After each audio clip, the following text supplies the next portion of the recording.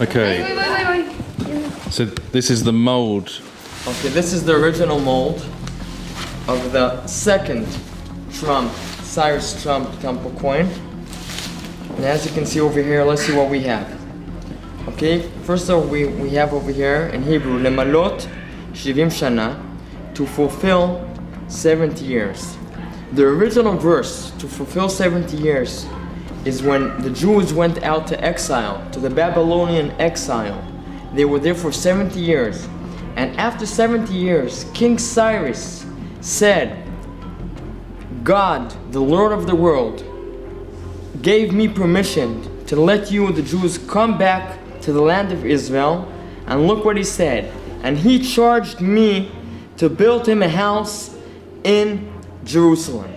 That happened about 2,500 years ago. And now, 70 years for the state of Israel, something happened again. One of the biggest leaders of the world again, President Donald Trump, and here we see the seal of America. He again recognized Jerusalem as the capital of Israel, of the state of Israel, of the people of Israel. And he also built a house in Jerusalem. But we don't want only the embassy. We hope, just as King Cyrus pushed us, the Jewish people, to rebuild the temple, we hope all the 70 nations and President Donald Trump, after he recognized Jerusalem as the spiritual, holy capital of the land of Israel, of the state of Israel, he will help us, the Jewish people, rebuild the third temple. And that's why we have the seal of America, the original Persian Empire. Christianity and Islam and all the monotheism religious has a very, very important role to unify everybody, to worship the true living God, and to prosper and thrive according to God's will. It's so simple. Do you think that the Vatican Pope Francis, he seems to have a similar message? Do you think that Rome will go along with this too? Do you think this is... No, I don't think so. In the U.S. there are 30,000 denominations of Christianities. So according to what we received, part of them will be part of the redemption, part of them no. It's very, very simple. So whomever will accept to be exactly as the nations, whomever will come as a person to come to be to worship God, he will be part of the redemption. As simple as that. Just look around you. Look who's sitting here. And where are you from? Jamaica. And you're from the USA. And you're from Argentina. Argentina. And where are you Guatemala. from? Guatemala. Look at this. Look at this. And we have somebody from India. It's unbelievable. Here, in the center of Jerusalem, I'm surrounded people from other nations, and we're all talking about one thing, of the importance of Jerusalem, and the importance of peace, and the importance of the Geulah of redemption.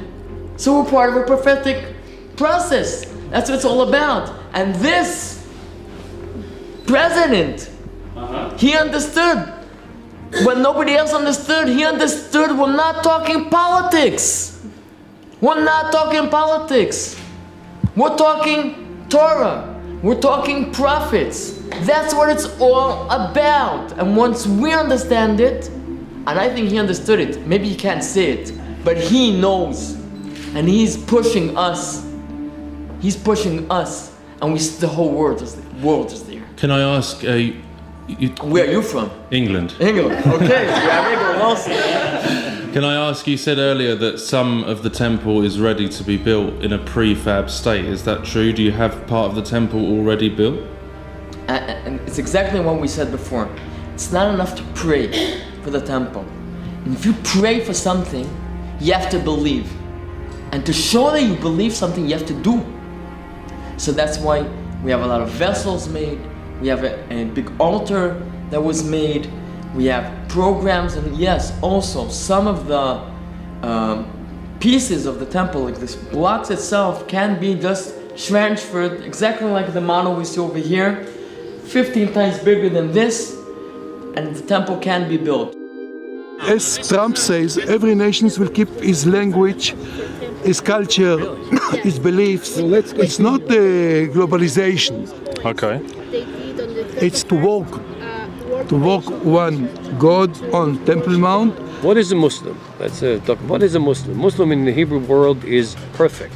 Whomever talked to God is perfect. According to the Quran, Ibrahim was Muslim.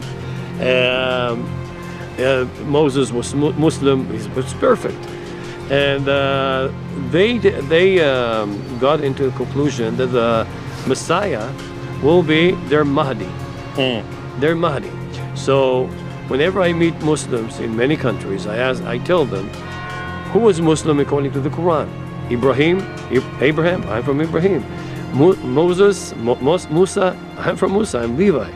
And the Mashiach, Messiah, will be the Mahdi. So actually our history is the same, our future is the same, so what is the problem now? And they ask us, really, what is the problem? I'm saying the problem is only the radicals, they're the terrorists. But whenever everybody will support building the third temple, then everybody will prosper, because this is what the temple is for the whole world. So you think that there could be some union between all the religions as part of this? Absolutely. We already have unity, but everybody's afraid from the terrorists. But okay, so this is our job, to unify everybody to worship the only true living God in the third temple with all the nations that will worship God. Hashem will be a king, the one king, and will unite the whole world. So yes. So you see that Jacob and Esau reuniting in the last days. So Muslims and Jews and Christians would be part of this one world, including some Kabbalistic and Eastern influences, all into one kind of religion in this temple. Is that I won't call it one kind of religion and one kind of understanding. like a new way of thinking? It's understanding that there is one God in heaven. So it's kind of a new way, a higher consciousness, a higher way of thinking. Exactly. And at the end of times, everybody will understand that Hashem Echad U'Shmo Echad. Okay. God is one. Okay, so but this is a similar design to the third temple, and it's a very sort of kingly temple, isn't it? And I wanted to ask you this lamp. So you've got the lamp. That would be the lamp of Queen Helena, who is a Persian. I mistakenly thought it was Constantine's mother, Helena, but this is a Persian Queen Helena. She was very fond of the Jewish people, as she converted to Judaism herself, and the sages liked her very much. And when she wanted to donate something to the temple, so she made this candelabra made of gold. Okay. And when the sun used to rise from the east, it would hit the gold candelabra, and it would spread the light, like symbolically, but not only symbolically, from the temple. So it reflects the sun. It reflects the sun. As it rises from the east, and this is what we're seeing in this picture over here, right? This is the sun reflection from the lamp of Queen Helena.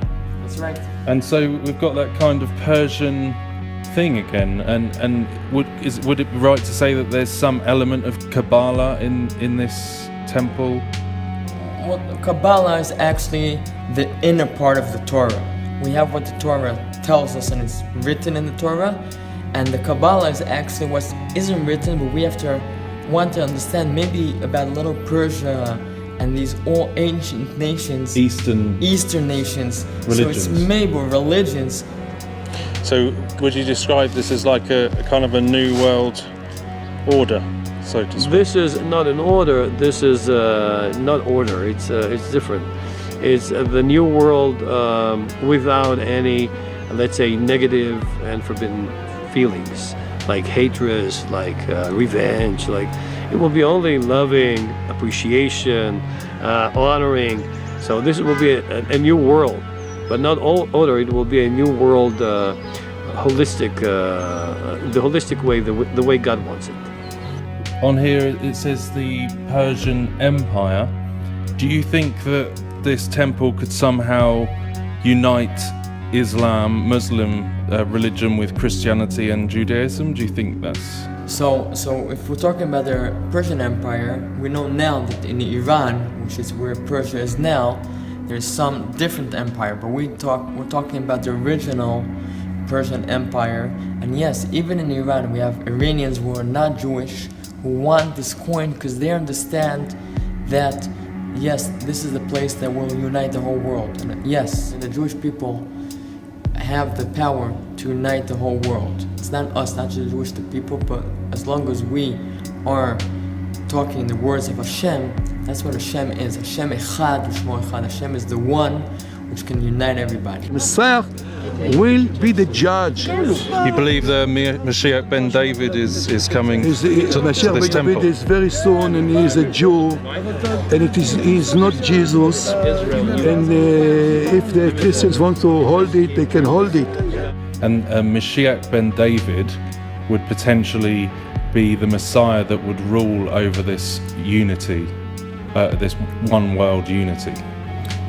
The first king we had that was a real king was King David, and we know that the king that will be eventually leading the world will also be from Yehuda, like you said, Mashiach ben David. Or eventually, the leader of the world will be a king, but not a political king, but a spiritual king that will help all of us understand together what we are supposed to be doing in this world. Yeah, I mean, Jesus is described as the Lion of the tribe of Judah and the Son of David. Do you think that maybe Jesus, Yeshua, could be the true Messiah, and we might have maybe a counterfeit that could show up? People will understand. It's like, I don't know, a small kid when you offer him chocolate, or an adult. If you offer him money, nobody's going to say no to money, which is something very not spiritual. When we have the right understanding of what's important in the world, it will be obvious to all of us that that's what we want. Everybody will be running after spirituality. So when that time comes, everybody will want it. Okay, so we believe that the Antichrist will actually be the head of this deception before the real Mashiach comes. That's where we differ on our thinking at the moment.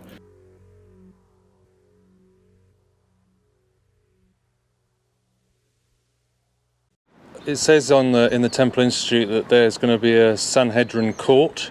Yes. So they would make sort of judgments from the court in the temple. Is that? There is a special place in the temple for the Sanhedrin. My temple will be the center of the prayer of the whole world. This is what Isaiah says. So we know this will be the future. So we are just marching it.